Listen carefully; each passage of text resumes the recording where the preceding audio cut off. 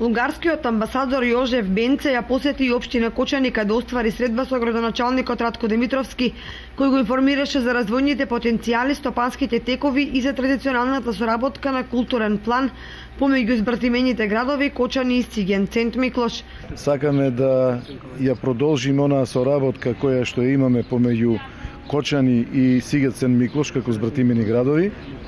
Сакаме да ја прошириме во делот на економската соработка, зашто посебно денеска организираме посета во делот на геотермалните води, каде што Кочани е лидер на целиот Балкан, и да го презентираме производството, односно можностите на нашиот орис од Кочани.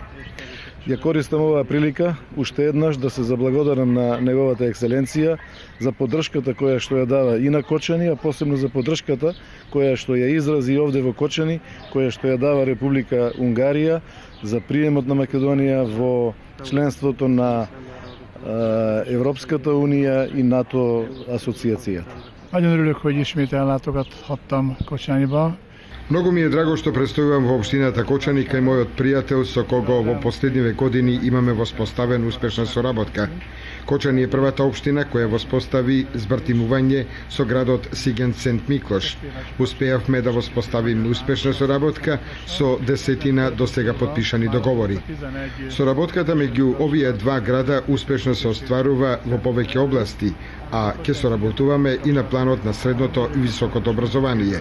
Овде добив одговор на директното прашање околу интеграцијата на ромите, каде што добив информација дека во општината Кочани 5% од населението е ромско, а во Унгарија 10% има ромска популација.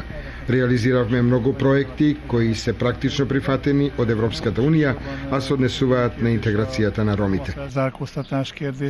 Домаќинот и гостинот потоа го посетија геотермалниот систем Геотерма, каде амбасадорот Бенце се запозна со развојните можности на овој алтернативен извор на енергија. Информациите од прва рака и сознанијата за стопанските потенцијали на Виница и Кочани, амбасадорот Бенце ќе им ги пренесе на стопанствениците во неговата земја со цел конкретизирање на соработката помеѓу двете земји.